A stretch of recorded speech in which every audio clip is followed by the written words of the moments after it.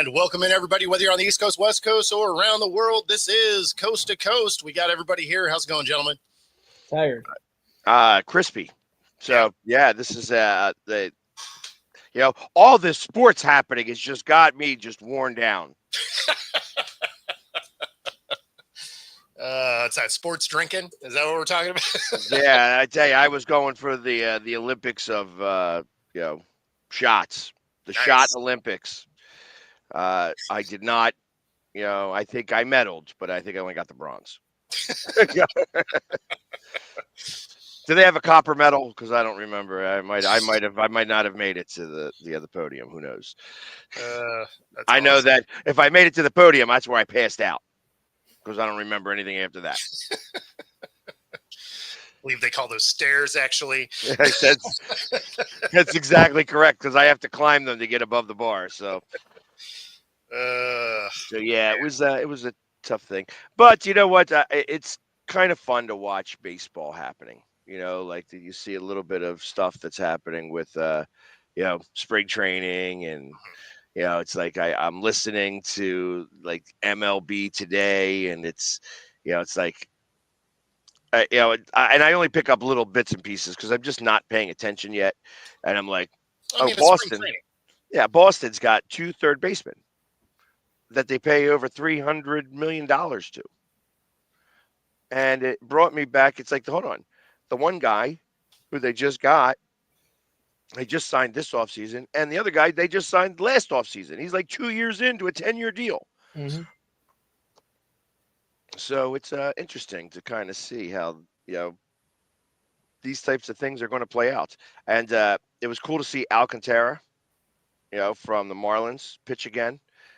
He looks like he's already on fire. So that he came back from Tommy John surgery. So I mean that was kind of good. I like pitching. I like going up against him because he usually shuts us out. And then he gets out in the 8th inning, and then they're so locked into him that every other pitcher is not him, and they just crush him. So it'll be interesting. The Smith thing is crazy. There is that. Yeah. So. I have only been loosely following the story. What's been going on? I haven't even heard anything about it. So basically, there is a guy that I guess is part of the Ravens band, marching band or whatever. They have one of those? Yes, they do. Yeah, dude, some teams do, man. We do too. They're called the Blue Thunder. So I guess Steve Smith was hooking up with his wife. The husband got a hold of some of the text messages, called him directly, and posted it all on Twitter, X, whatever. So, of course, this is all alleged, whatever, right? Don't sue our show. But but yeah, I mean, it's interesting, sort of. I mean, it's interesting because there's nothing going on. That's really what it is. It's interesting because sports aren't really happening at the moment because basketball, who cares? Baseball's just getting started. Football's done. Other spring leagues aren't here yet. So you're stuck with, the first 2 days of spring baseball. You're stuck with Shedeur not throwing at the combine and Steve Smith banging some rando's wife. That's what happens when there's not much sports going on. So, well, at least, she came clean about it. Because that's how this all started. She's like, oh, yeah? Well, I slept with this guy. No, it sounds like he got a hold of her phone or something. Oh, hey, listen, if you don't trust your woman, then you already know the answer. So why out that your woman slept with him? I think it was to hurt him. Right? Because from what it sounds, I didn't actually see the post, but from what it sounds like he tagged Steve Smith's sponsors in this post. So, I mean, he's just trying to bury Steve Smith. He's like, oh, hold on. This guy here who does all this stuff over here for different brands is a guy, and my wife slept with him, and it's his fault now. And because I lead the band, Yeah, I don't know what he does. I don't know. Again, I just hear say that he's part of the band or somehow loosely related to the Ravens is all I know. Yep. So, Yeah, it's this is because I all. also haven't been following it because Yeah. I don't care. But I wonder if the brands care. well, they probably kind of do. Do they? Because listen, becomes more of a two consenting adults did an action, even though it's this guy is butthurt because it was his wife, and his wife decided to run out on him. Probably only person that was of note, because ultimately she may have been running on him a little bit. Oh, Again, this is without a all doubt. alleged. This is Yep. alleged stuff. I don't know. I don't know this person. I don't want to speak out of turn. This may Yep. be the first time she's ever been unfaithful to her husband, but that's likely not the case. So it's like you're going to be butthurt and you're going to run this is your wife. This is your wife. This is the woman that you're supposed to love, that you may share children with. And you're going to go ahead and try to slander her name with Steve Smith, thinking that it's going to do something. And you're going to tag all of the sponsors because you feel that maybe that they're going to care. Truth of the matter is that you're making a fool of yourself. Oh, without a doubt. And I mean, ultimately, he'll probably wind up being let go from the band because of this. Just my opinion. Mhm. well, and again, I don't know if he was part of it or she was, or like I'm not sure exactly how that is, but I mean, there are sponsors that would want to, drop out of a situation like that. So I mean, I can see what he's trying to do, but yeah, it makes you look like a chump no matter what. Right. So, yeah, I mean, it's like, and of course, Chris is up on it completely. I can appreciate that Chris is Oh, okay, here we our, go. Yeah. Oh, his wife was in the band. Okay. Steve and Smith was in the band? That doesn't seem right. I don't think that Smith was in the band. I think that she was in the band and Smith was a Raven, so he gets full access to the team and the band. Wow, I was like, hey, that doesn't make any sense. But yeah, okay, yeah. So this was while he was a Raven then? I mean, who knows how long ago this happened? like that was forever ago. Like that's it seems like something would have to still be going on because this is a lot of years removed. Well, I don't know that it's because of him being a Raven or because, like, yeah, that's a word that's definitely a dated word now, I think. Well, I mean, it's a little bit of a dated show if you look at the panel here. Yeah, we ain't the youngest of chickens. Just saying. In fact, I feel like I'm having a hot flash right now. I'm like sweating in this sweatshirt. I'm like, damn. Like I could have maybe did something else better here. In fact, I'm going to just take it off. So you guys keep talking. I'll hear you. Oh, man. Yeah. Good stuff. There we go. Now, yeah, I got the old school Tecmo there we go. Bowl. Tecmo Bowl. Hell yeah. Super Bowl champs. Yeah, exactly. Okay, we'll call this the dated show. Let's see how far. It is still one of my favorite football games, though. Yeah, we know, Wen, that you are older than all of us. I don't know that you're as old as Joe, though. Joe may have the grandpa award. Yeah. Smith was handpicked by the NFL for doing stuff with the band. Well, he was doing stuff with the band, so look at that. See, that was his job. He got paid to do it. This is getting better and better. That's right. Make sure you eat your Oreos and go to town. I'm glad I missed what was going on this weekend. Damn. Yeah, it makes this show a lot more exciting. How old is Joe? I don't know how old Joe is. I do know how Joe is 63. Mm-hmm. So I remember him saying that he was 63 years old. So I think he may have you by a year when, if I remember correctly, I heard you were 62. So yeah, and I'm only a decade away from all that. So it's not like I'm a full deck of cards. Oh, he's 64. So you are the matriarch. Maybe. Oh, So and we find somebody. I mean, just edging you out though. I don't know. Nothing counts. Nothing counts until I actually see documentation. So until we see the birth certificate, I'm calling it a tie. That's right. You guys could be 25. We don't even know. Yeah, just because it's on the internet doesn't mean I believe it. Exactly. Mm-hmm. So The only other like interesting thing really was, and again, it has nothing to do with anything other than one of the Blue Jays lost his fantasy and had to wear his record on his jersey and be the bat boy for one of the games. So his number for the day was 410. So that was pretty great. Oh, there you go. Did it say loser above it? No, just See, that would have been funny too, to have like, okay, to have FF loser. that would have been awesome. No, it was his last name, but then it was like 4-10. So we do at least we used to do a reverse for the people who didn't make the playoffs, because we only have 10 in our league, so it's we do the 6 make the playoffs and the 4 don't make the playoffs. Well, you have a reverse playoffs, so the loser gets to advance and the winner gets their spots, cements their spots as 4 and 3, and and then the winner gets the horse's asses trophy. Sure. So for a lot of years I had the horse's asses trophy.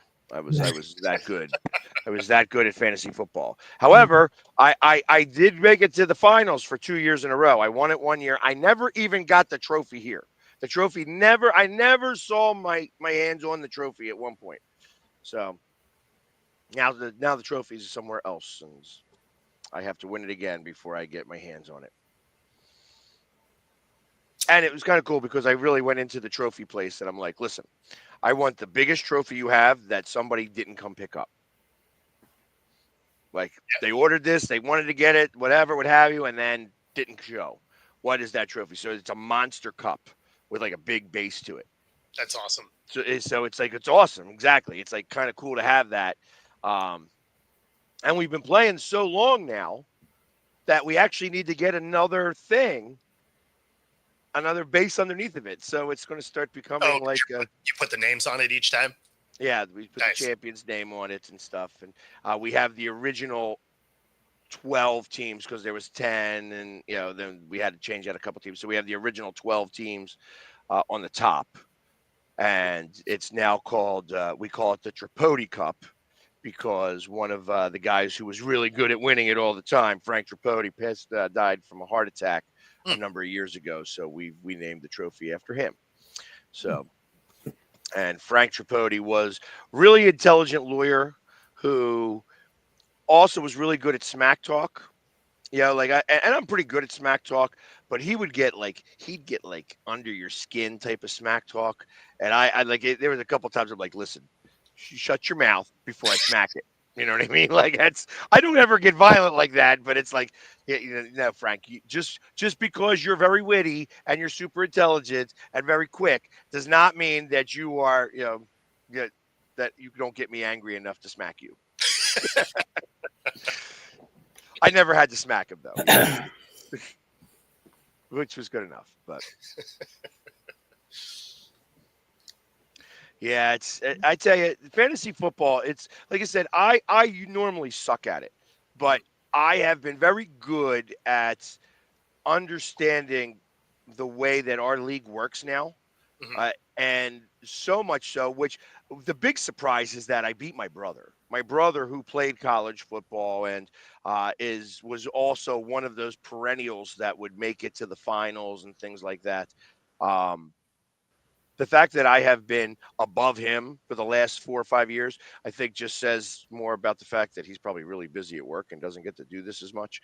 And I, I'll blame that a little bit. Here's Brad. Brad trying to stir the pot. He's got that. He's got that spoon stirring. Right? I tell you, I love our people that come on our show. It's like It's always hilarious. That's why when you see me like randomly chuckle just out of nowhere, it's because I'm reading the comments as they roll through, and it's usually just because it doesn't populate on all the different locations that this is simulcast. Like not everybody gets to enjoy this, but it's always just nonsense. Exactly. Exactly. Joe's like it's like, ooh, I got the popcorn this time because he's not yelling at me. Right. So today is Monday, obviously, and for anybody who doesn't know, on Mondays I opened up a new business with my daughter, and we are going to be making spaghetti. So we have a spaghetti restaurant here in my living room. So if you are listening today, just come on out. We open up at 5. And it's open from 5 to 9. And our menu is, of course, I don't have the menu right next to me here, when I should. Do I? I do not. But anyways, here's our menu: spaghetti and meatballs, spaghetti sandwiches, meatball sandwiches, and garlic bread. That's the menu. So very specific. And I tell you, the raves have been overwhelming for the meatballs. So Joe, being Italian and living in Italy, may understand that when it comes to Italian meatballs and an Italian guy making meatballs, there ain't nothing better. There's nothing better whatsoever. So, so that's unfortunately, I've already had the request. Like, well, do you have any vegetarian meatballs? What? Well, they make them. They do. They shouldn't, but they do. Well, and it was funny because I'm not going to lie. The whole idea of this came from Eminem. I was out in Detroit, and straight out was like, okay, we got to go check out Mom's Spaghetti. And literally, Mom's Spaghetti was right next to what is it called out there? It's the theater, whatever it is, and that Cypress Hill happened to be playing at. So we're out there for the draft. Cypress Hill is playing right next to Mom's Spaghetti. So we get Mom's Spaghetti and then get the tickets to Cypress Hill, and went in to go to Cypress Hill. And it was awesome. Yes, vegan meatballs. So when you go to Mom's Spaghetti's, you think they have veggie meatballs. They call it. So here's the thing. Like, if you're so about being vegan, why do you keep trying to make it taste like meat? Just take your lawn trimmings and call it a day. Like, so it's but they have vegan balls. They're called rabbit balls. Yeah, pellets, really. So I am not going to do the rabbit balls this time, but I may have to. I make an adjustment for those people, and you can't really call it vegan though, because I kind of think that the pasta is got a little bit of egg in it. Doesn't all pasta have egg in it? No, it doesn't have to. Like there are vegan options for that. Yeah, but I am not going to switch the pasta. So I don't know if I have vegan pasta or not. And listen, so maybe it's just vegetarian pasta. Sure. It's pasta. So I'd maybe consider the vegetarian meatballs to just try to help the one friend who asked about it. So not putting pork in it makes it available to a lot more people, because there are a lot of people that don't eat pork. So in the interest of being able to sell to the widest range, it makes sense to not have it in it. And not only that, I mean, so like literally you could have that. You could also add veal to it. Sure. I mean, I have, in fact, there's a butcher now that I got turned on to most recently who now I'm able to get goat. And I don't know if you've ever had goat before. It's very rare that a supermarket. Agreed. That's his biggest sin, is like breaking the spaghetti in half. You don't do it. You just do not do it. End of story. So you don't break the spaghetti. You don't have meatless meatballs. It depends on how fast I want to be able to eat. Because I will absolutely break the noodles if I am starving and just trying to shove in my face. Wow. Welcome India. That's one we do hit around the world. Normally we get Australia checking in, but you're our first one from India, Aman. Thank you very much for watching. That's awesome. Thanks for tuning in. So, and I know I'm right. I know I'm right about breaking the spaghetti. Bo is not Italian, so he does not understand. No. So normally I do it correctly, but there have been times where I'm like, I need food in my face like 5 minutes ago. This is not ramen noodles. You don't get to break the thing in half and just throw it in there and hope that it cooks faster. It doesn't work that way. Oh, no. It's not that. It's not. It's just the I don't want to sit there and spin it. Like I'm just trying to like. Yeah. Meatless men. Because you have to remember, I am married to an Italian woman.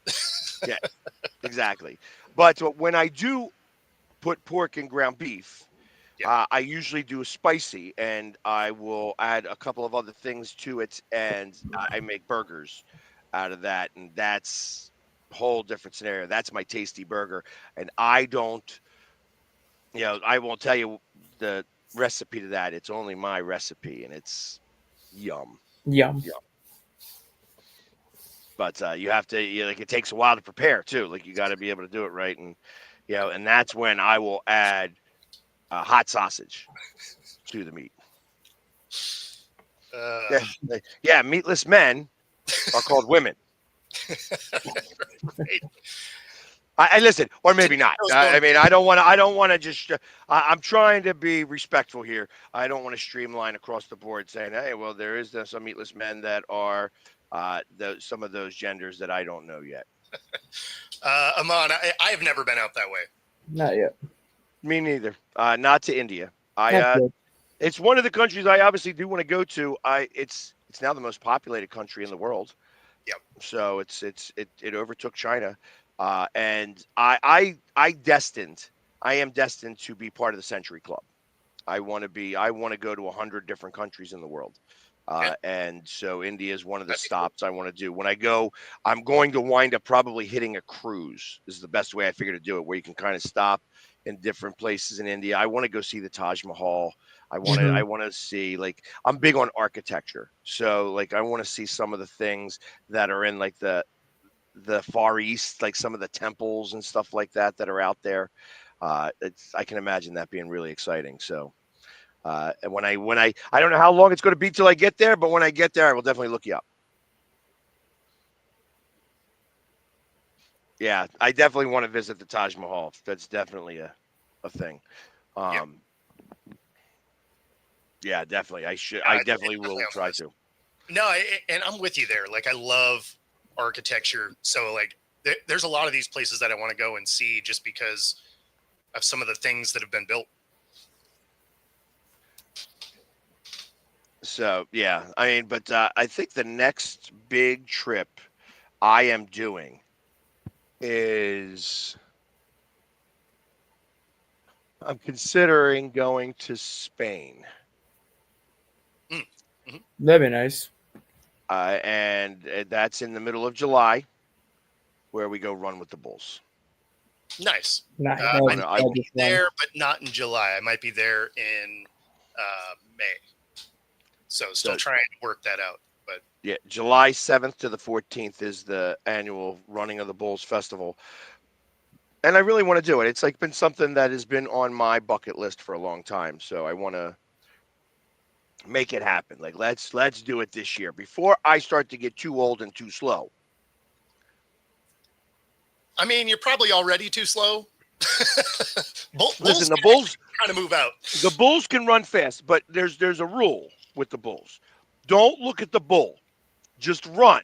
The bull will run around you if you're running. It's when you stop. Yeah. That's the problem. Don't stop. Just keep running. The Bulls will run around you. The Bulls don't care that you're there. And sometimes you'll get smushed in between the Bulls. Mm-hmm. Just keep running. Don't stop. because the moment you stop, that's when the bull lowers its head, and then you get gored.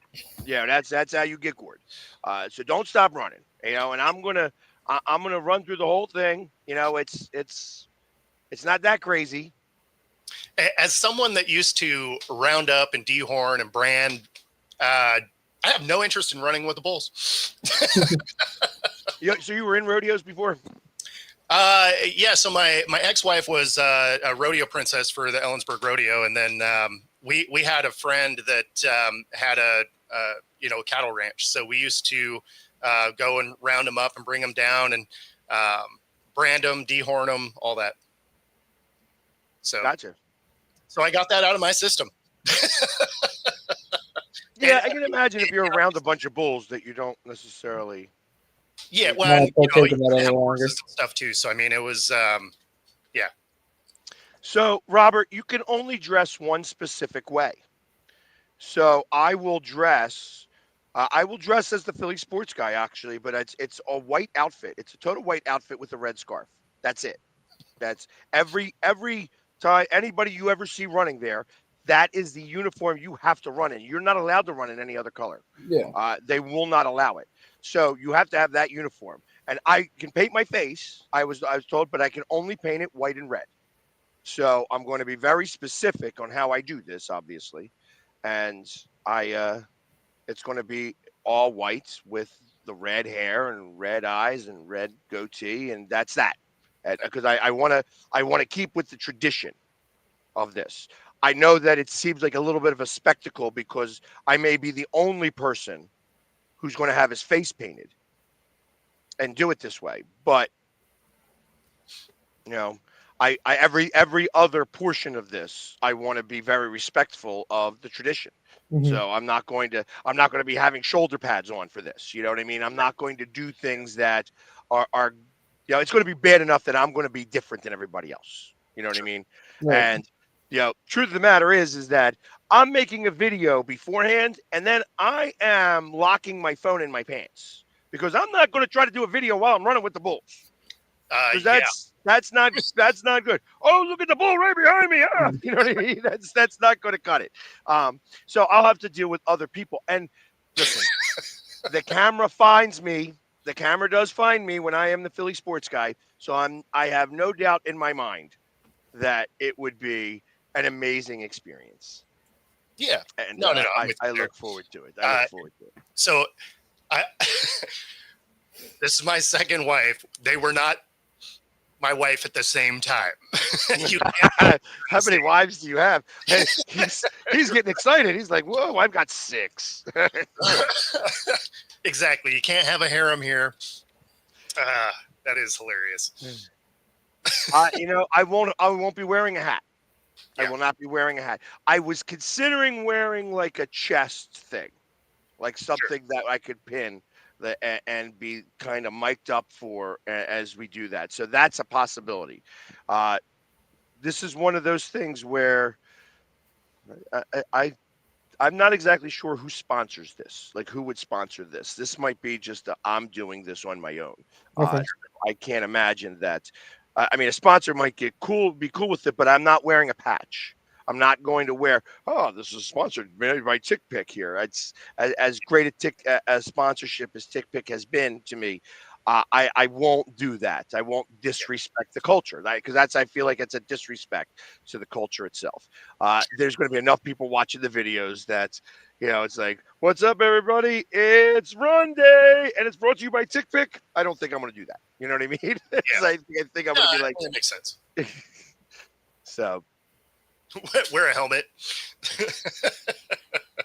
Yeah, I mean, when you watch them run with the bulls, you don't ever see guys with helmets on. You don't ever see guys at that. So I'm going to do whatever it is like everybody else is doing. Like I said, this is I'm going to share this with people, but this is for me. This isn't for anybody else. Like I want to do this because I want to do this.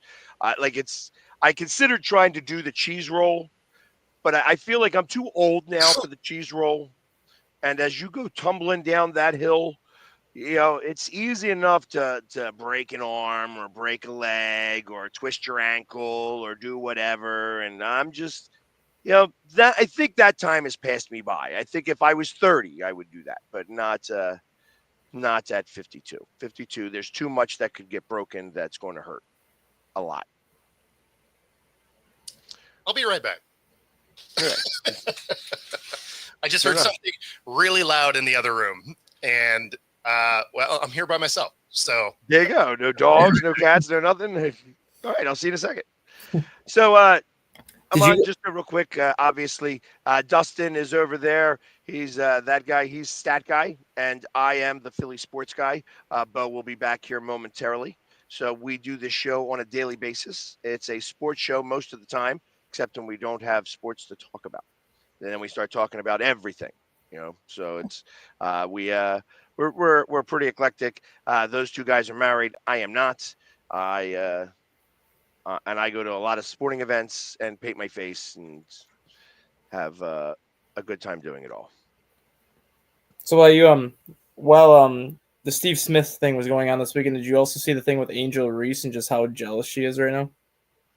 I did not, and not for any other reason other than I don't want to get angry about it. Like stuff that she says angers me. So Angel Reese plays for the Chicago Sky.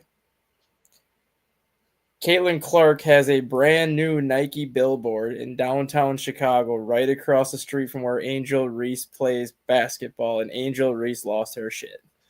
That's awesome. She basically said, "Why is this person here? This is my city, not hers." And I'm So sure now Nike is super excited to take it down too. and yeah, they're not going to. And now Angel Reese is just losing her shit because she's got to stare at Caitlin Clark every time she walks to work. So nice. I love that they did that. That's hysterical. This is my town. Oh, is it? Maybe learn how to make a shot. Right? you don't need to do that. Well, no, she gets her own rebounds. She's really good at the offensive board because she misses 4 times. She gets 4 rebounds and then, finally passes it off and then gets the assist. Mm-hmm. That's her game. I missed. I missed. Here, let you try to make it. Mm-hmm. So good for her. I'm so glad. I hope that I, one day get to witness in full effect. Makes her own life hard. I mean, you're She not wrong. does. Like, she thinks everything is always got to be all about her. She literally makes everybody hate to watch the WNBA sometimes because you know that she's going to have a stupid comment after a loss or a stupid comment about something. Yeah, I have ridden that Texas, that bull there too. I won't ride mechanical bulls anymore.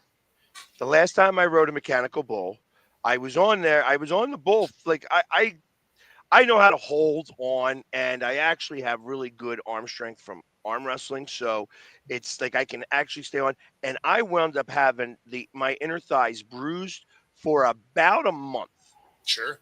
from that. When you're not used to doing it all the time, it hurts. It hurts. Well, And I held on. I held on for a good 20 seconds. Well, especially if the person that's controlling it is trying to actively trying to get you off. Well, it like the first 10 seconds, they're not. They're just they're playing the game. But then as it 15 seconds, it starts to get more. This guy, I think it was 30 seconds that I was on. He was doing it, but he wasn't doing it real hard. So it was easy enough for me to kind of stay. And the one guy came in. He's like, dude, you have him on for way too long. I mean, I was all painted up. So I was the Philly sports guy at the time. And it was cool. And everybody's cheering. And I mean, I was holding on with good bucks and stuff like that. But 30 seconds was way too long. And like I said, bruised for a month. Sure. And not just little itty bitty bruises. I'm talking purple leg on both sides. Okay. All right. Yeah. So dude was actively trying to hurt you.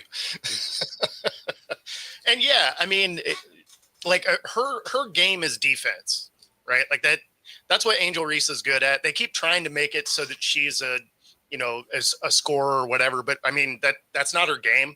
She plays good defense. She's a good rebounder on both sides of the floor. If she has to put the shot up, it's not great. And you know what? It seems that most of the league now is done with this except Angel.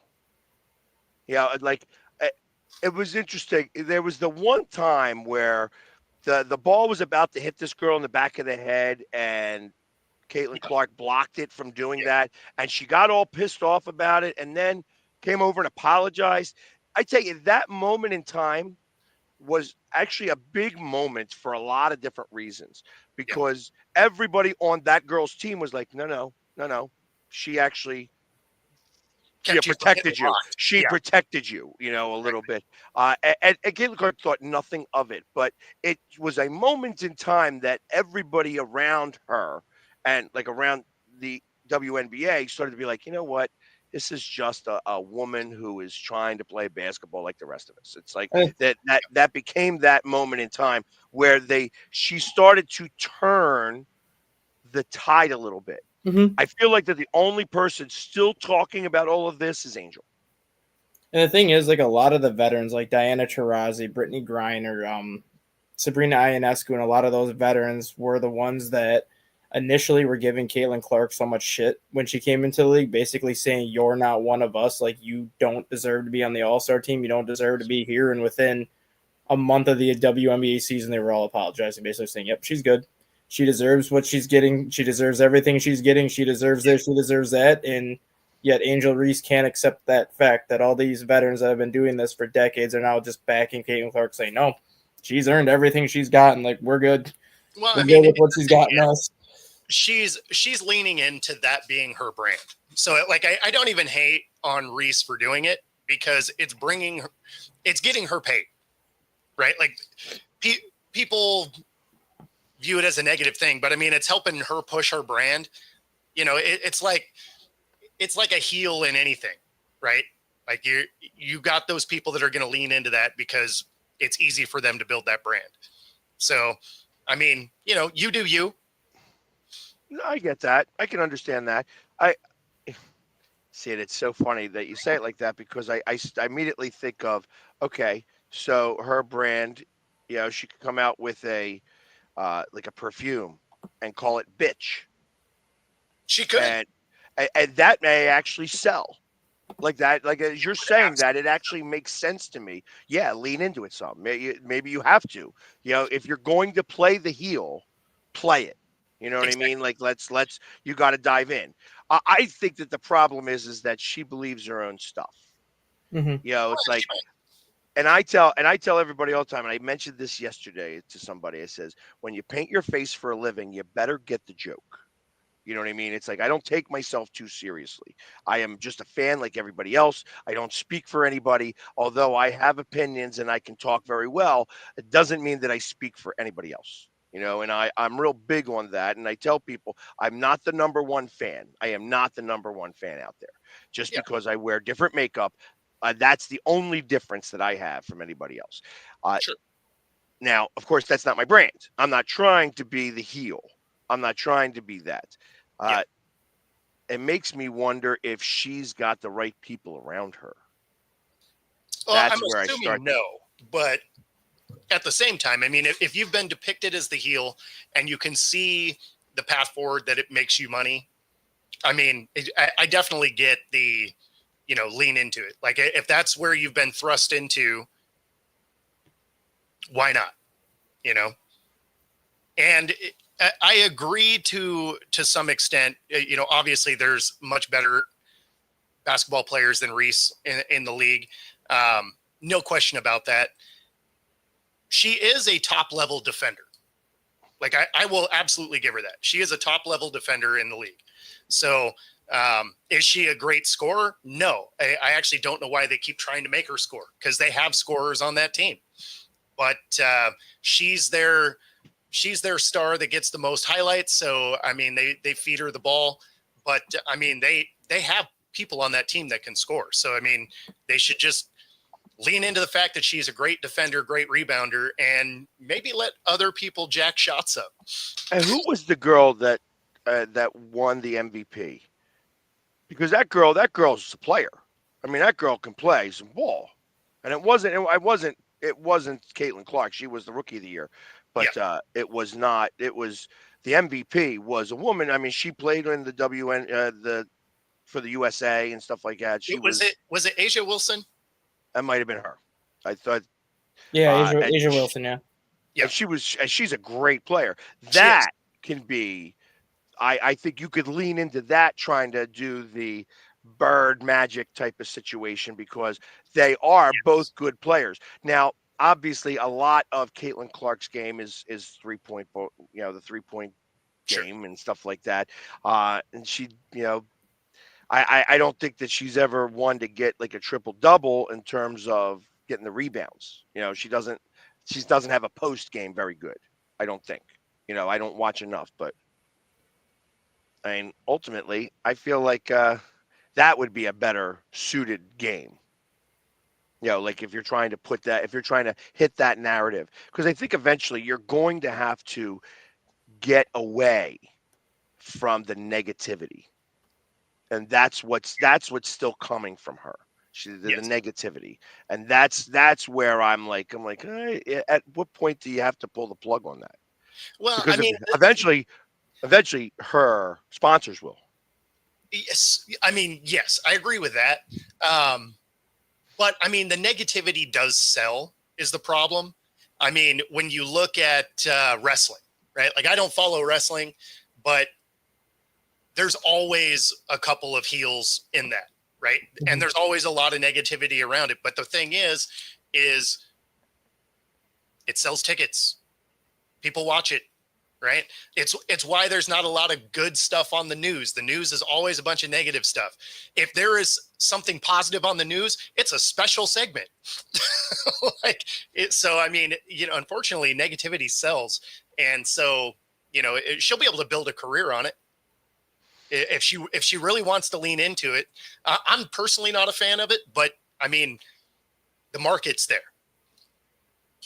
Yeah, I mean, I guess that makes sense.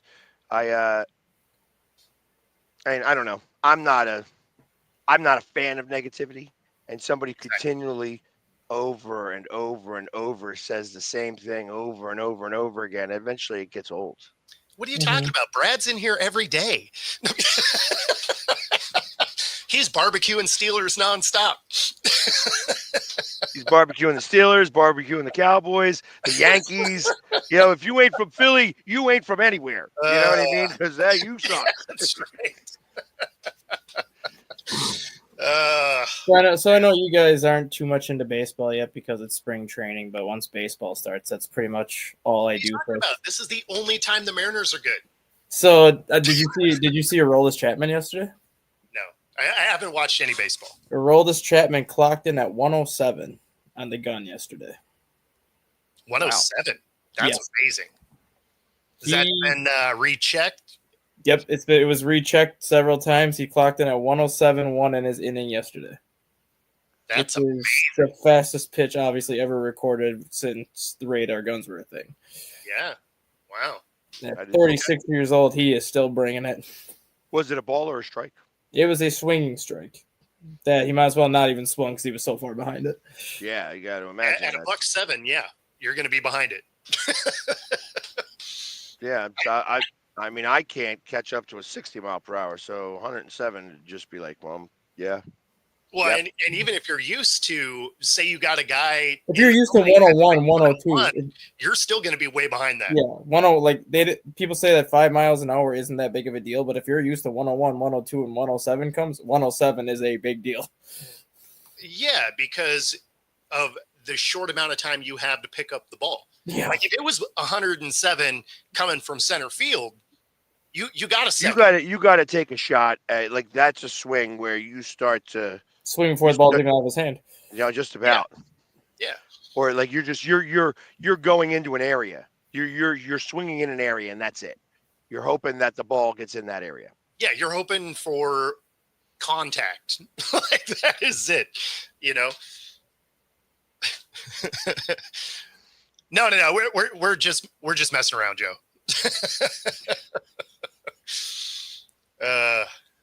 Brad's a good dude.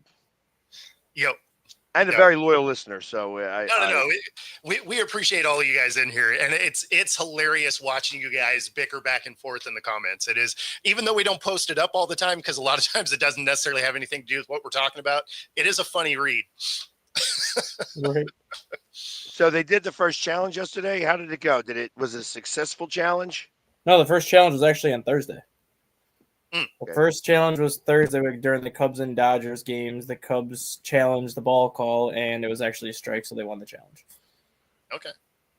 So it actually worked. Nice. Got you. So the pitcher challenged it. No, catcher did.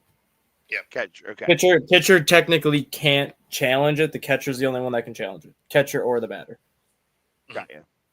So the catcher It challenge. happens pretty quick. It's like They have 2 seconds to challenge it after the ball of the strike call is made, and all they basically do is they tap their head like this, which means they want to challenge it. Then the umpire goes to whatever he has to look at for the challenge. I think it's just basically. Have you ever watched the game on the GameCast on MLB.com where it shows you the strike zone and then when the pitch comes in and it highlights green or red or whatever? Yeah. The umpire looks at something like that where it's basically just a replay of the pitch coming, and then you can see the ball track. And if it shows up red, it's a strike. If it shows up yellow, it's a ball. So that's pretty much all they. Does he have to go somewhere to do that? He just goes to the dugout, how he looks at instant replay, and they have that little but monitor thing they that he need to looks do at. something better than that. They got to do something better than that. It seems like they just radio down to him. Like they already know what it is. It seems like they could just radio to an earpiece and it'd be fine. It was funny though because the first try of a batter doing it, watch him top his helmet, and of course, as a motorcycle rider, I'm like, "There's a cop." Well, the funny thing is too, not all spring training stadiums have this. So there was a game yesterday where the batter did this, but they don't have that system implemented in the spring training. So the batter keeps going like this, and the umpire's like, "I can't do anything. We don't have the system here." Right on. Yeah, here's some for you too. How about that? There you go. I'll give you a nice little pat on the head there, puppy dog. But yeah, but is that going to? Are they going to implement it in regular season games Next year? Yes. I think last year, AAA was the only minor league level. We're gonna do this year. No. So AAA was the only minor league level to have it last year. But not every single game in AAA had it last year. They had, I think, 60% of the games had it. This year, AAA is going to have it in 100% of the AAA games. AA is going to have it in 60% of their games. And then A and high A are going to have it in 50% of their games. Yeah. So they're kind of filtering it all the way down through the minors, and they're going to try it with AAA all the games this year to see how it works. And if the feedback is good, then Major League is going to get it next year. Gotcha. Yeah, I thought Major League was going to. They will have it for spring training. Major League will have it for spring training, and then they will have it for the postseason. Yeah, well, so the article that I was reading, is like a month ago though. There was an opportunity for him to continue it into the season if it was successful in the. Yep. Then the only reason why they said no, it's because not every spring training site's going to have it. If all the spring training sites were able to have this and try it out, then they probably would have carried it over. But because only certain stadiums have that option, they don't want to carry it over if all teams don't have an opportunity to test it out. I can appreciate that.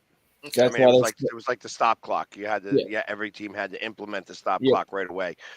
So if you can't have one team that's more proficient with this than the other, that's why they tried. That's why they said they'll use it for all the AAA games during the regular season this year. So all the AAA teams get to use it, and if the feedback is good, then they'll bring it into the postseason. How many times can you challenge?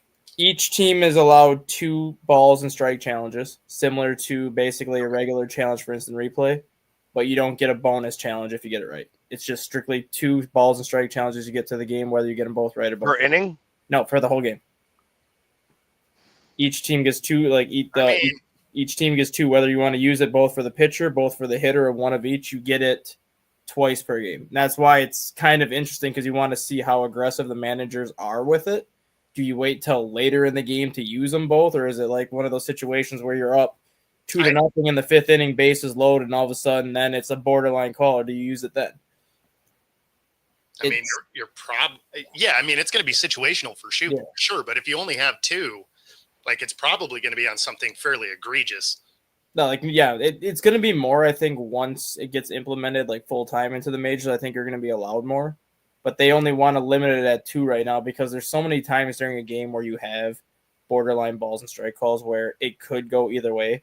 They just don't want people going like this pretty much for every borderline call because at that point it's why even have umpires? Like if you're strictly going to use it for every single borderline call, there's no point to have an umpire. That's why it's like you give them two, then the umpire still plays a factor, but you're still allowing yourself to challenge it in certain situations to maybe win the challenge to either extend. And I can't wait for the one time where they want to do one of these things and they did a check swing. Yep. Yeah. That's where it's going to come into play, because now are they going to determine whether he check swing, or are they going to say that they followed through on the They swing? can do that in the minors this year. They can do check swings in AAA this year. But Okay. I think 2 throughout a game is ridiculous. That's not enough. You probably need like 5 or 10 of them. Yeah. And then, but at the same time, they need to make it so that, you know, it's New York calling it down to the ump. He doesn't have to like run over to a screen or something. I mean, that doesn't really make any sense. I feel like that can be radioed in. They show it on the Jumbotron, so everybody in the stadium. Hey, they actually do. They actually do that in AAA. They show it on the Jumbotron in AAA.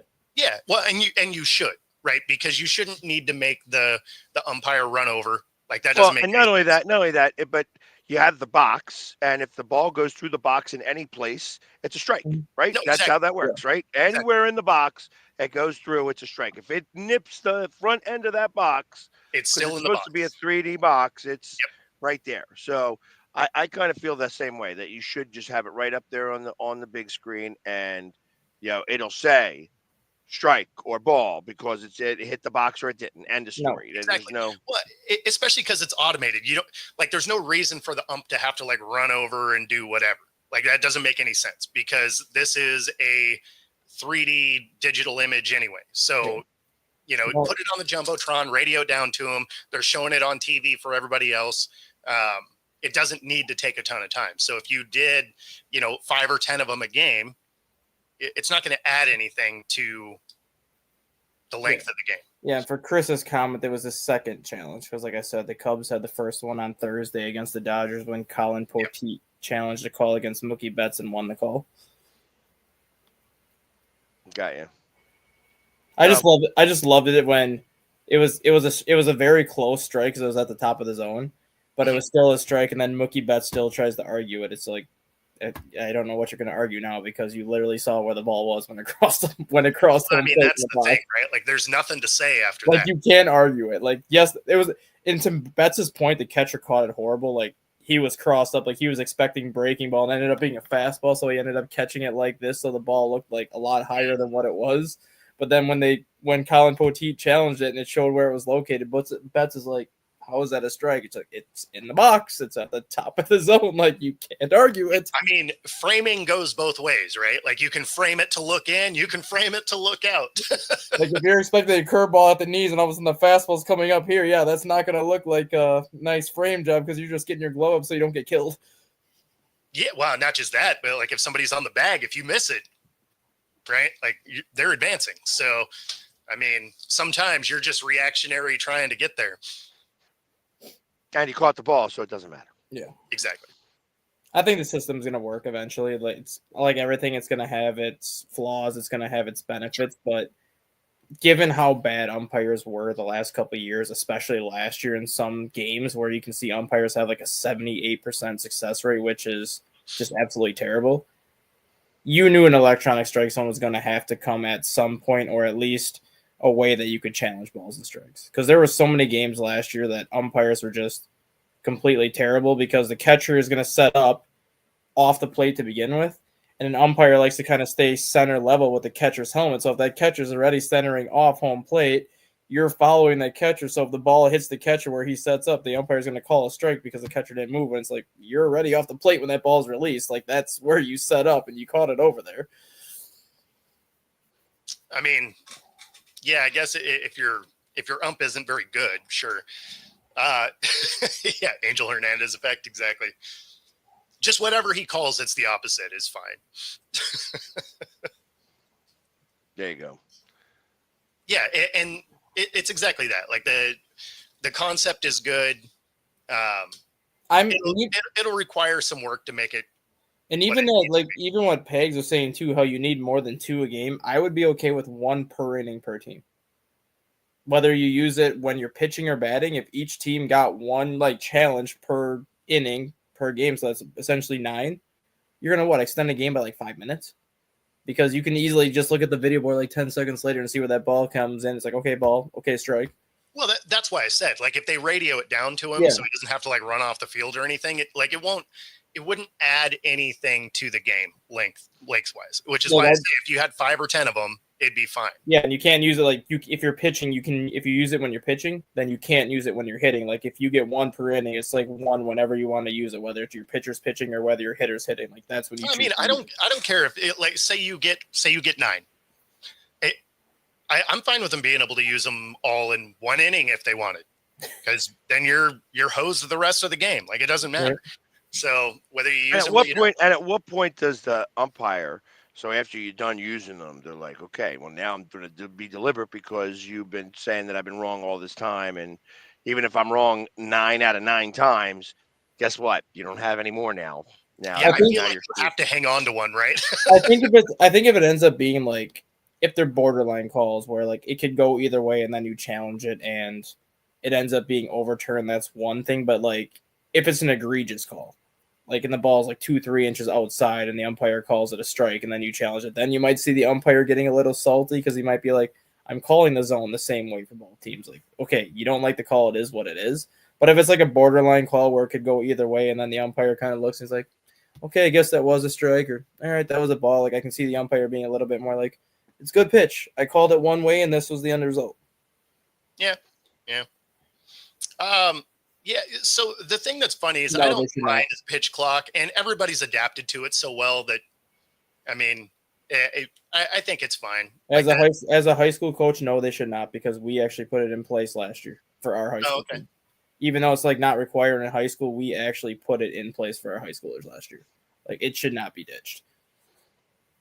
Like our clock, we said they had to throw within 20 seconds. Yeah. No, I agree. I don't mind it. The rules that they've put in that I'm not a fan of is extra innings, a guy on second, not into that. I'm not into the bigger bag or the guy's safe just because you're fielding it in the way, right? I mean, yeah, I know. Well, what Rudy just said too, he's talking Major League Baseball, not high school. Exactly. So Major League Baseball should be the ones that have a pitch clock, because if you're not ready to throw a pitch in 16 seconds, or if you're not ready to hit a baseball in 16 seconds, like what are we doing? Like you can get in the box, set your feet, and be ready. Like you shouldn't need 25, 30, 35 seconds to go from one pitch to the next. It's really not that difficult, especially now when all these pitchers and catchers have pitch com where you push buttons and you get the signal in your ear. You shouldn't need more than 20 seconds to deliver a baseball. Yeah. I mean, like, and chances are, like, for the first batter of the game especially, the pitcher and the catcher are going to talk between innings, and they're going to be like, this is what I want to throw to the first hitter. So that first hitter is probably going to be scripted as it is, where you could just go out there, throw, get the ball back, throw, get the ball back, and throw, because you probably have the first 5 pitches in mind that you want to throw. No, like, again, the pitch clock, I don't mind. There's some rules I'm not a huge fan of, but that one's not really a big deal. But then there's other rules that I did like. Like you can only check a runner at first 3 times. And the other rule that I think a lot of people ignore, which my point when they changed it was, if you're a professional major league pitcher, you should be able to get both right-handers and left-handers out. I mean, I was very happy when they went with that 3-batter minimum. Oh, yeah. Instead of having one pitcher pitch to a lefty, and then all of a sudden you bring in another pitcher to face a righty, and then you bring in another pitcher to face a lefty. As a major league pitcher, you should be able to get both lefties and righties out. Agreed. Like it should, like if you give up a hit to a lefty, it is what it is. But like you should not be getting paid $3, $4, $5, $6, $7 million as a reliever to face one batter and then be done because they don't want you to face a righty. Like you pitch long. I fully disagree with that. Let me sign that deal. But it's just like from the fan side of things though. Like you pitched long enough where you should be able to figure out how to get lefties and righties out. Like We're going long today. Look at this. We are. Hey, you know what? We got to get out of here.